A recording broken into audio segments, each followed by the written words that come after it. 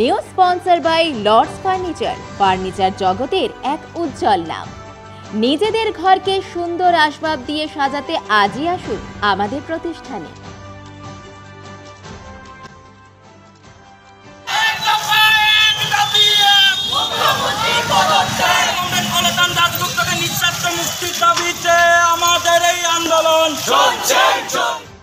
পার্টির রাজ্য কমিটির সদস্য কলতান দাশগুপ্তকে মিথ্যা অভিযোগের ভিত্তিতে গ্রেপ্তারের বিরুদ্ধে জলপাইগুড়ি কোতোয়ালি থানার গেটে বিক্ষোভ প্রদর্শন করে ছাত্র যুব মহিলারা। সুবোধ সেন ভবন জেলা দপ্তর থেকে মিছিল করে জলপাইগুড়ি কোতোয়ালি থানার সামনে পৌঁছে অবিলম্বে কলতান দাশগুপ্তকে নিঃশর্ত মুক্তির দাবি জানিয়ে বক্তব্য পেশ করেন যুব নেতা শুভায়ু পাল, এসএফআই জলপাইগুড়ি জেলা সম্পাদক অরিন্দম ঘোষ, মহিলা আন্দোলনের নেতৃত্ব পিয়ালি গুহরায়, যুবনেত্রী সোহিনী রায়, যুব জেলা সম্পাদক প্রদীপ দে সহ অন্যান্য নেতৃবৃন্দ। মিছিলে স্লোগান ওঠে, তিলক তোমার ভয় নাই, আমরা পথ ছাড়ি নাই, মিথ্যা মামলার ফাঁসিয়ে বামপন্থীদের রোখা যায়নি, যাবে না। বিশাল পুলিশ বাহিনী থানার গেট আটকে ব্যারিকেড দিয়ে আটকে দাঁড়িয়েছিল। ছাত্র যুব মহিলারা কোনো রকম প্ররোচনায় পা না দিয়ে বিক্ষোভ কর্মসূচি করেন।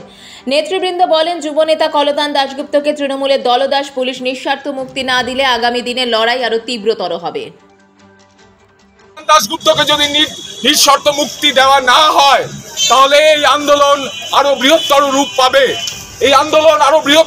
পাবে, এবং তার সঙ্গে এই কথা এখান থেকে জানান দিয়ে যেতে চাই যে এইভাবে ভয় দেখিয়ে জেলে পুড়ে মিথ্যা মামলা দিয়ে কখনোই গণতান্ত্রিক আন্দোলনের গলা টিপে রাখা যায়নি, যাবে না।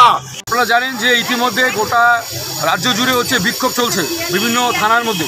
তার কারণ হচ্ছে যে গতকাল যে চোর কুণাল ঘোষ তার একটি প্রেস কনফারেন্স করে উনি বলছেন যে সেই অডিও ক্লিপিং নাকি কলতান দাশগুপ্তের, সেই মতন করে ওনাকে সেই অভিযোগের ভিত্তিতে অ্যারেস্ট করেছে পুলিশ।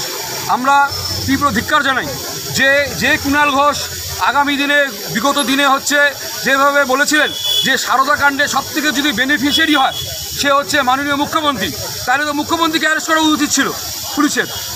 পুলিশ পুরোপুরি দলদাসে পরিণত হয়েছে। যেভাবে নির্দেশ আসছে নবান্ন থেকে, সেই একই নির্দেশে কাজ করছে পুলিশ। আমরা জানি যে আগামী দিন এই লড়াই চলবে। তার কারণটা হচ্ছে কলতান দাশগুপ্তকে অ্যারেস্ট করে পুলিশ যদি ভাবে যে আরজি করের ঘটনা তিলোত্তমা এখনো বিচার পায়নি, তার আন্দোলনকে বন্ধ করে দেওয়া হবে। এই লড়াই চলবে এবং আমরা রাস্তায় আছি এবং আমরা সঠিক আন্দোলন করছি।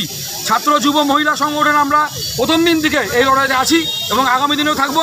যতদিন পর্যন্ত না তিলোত্তমার বিচার পাচ্ছে আমাদের লড়াই চলবে। এবং কলতান দাশগুপ্ত অ্যারেস্ট হয়েছেন, আগামীতেও তো অনেকেই হবে অ্যারেস্ট। পুলিশ যদি মনে করে, শাসক দল যদি মনে করে যে অ্যারেস্ট করে এই আন্দোলনকে বন্ধ করে দেবে, তাহলে তারা ভুল জগতে তারা বাস করছেন। কেন কি এই লড়াই, রাস্তার লড়াই আগামী দিনে আরও তীব্রতর হবে, আরও মারাত্মক আকার ধারণ করবে। আজকে আমরা জলপাইগুড়ি কোতোয়ালি থানার সামনে আমাদের অবস্থান বিক্ষোভ চললো।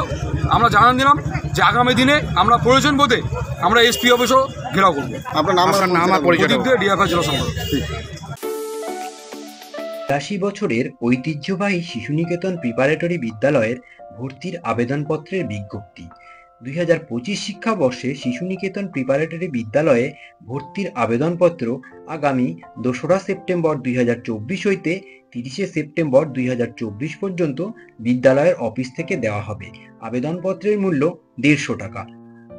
সময় বেলা ১১টা ৩০ থেকে দুপুর ২টো পর্যন্ত।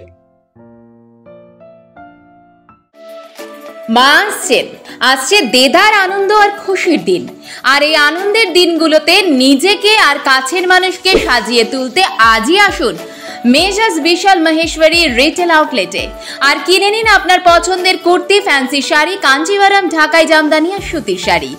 সঙ্গে নিতে পারেন পছন্দসই লেহেঙ্গা, লেডিস 3 পিস স্যুট আর অবশ্যই নেবেন মনের মতো নাইটি। এই একই ঘরে পেয়ে যাবেন বেডশিট। তাই ভিড় এড়াতে আজই আসুন বিশাল মহেশ্বরী রিটেল আউটলেট, মসজিদ লেন, দিনবাজার, জলপাইগুড়ি।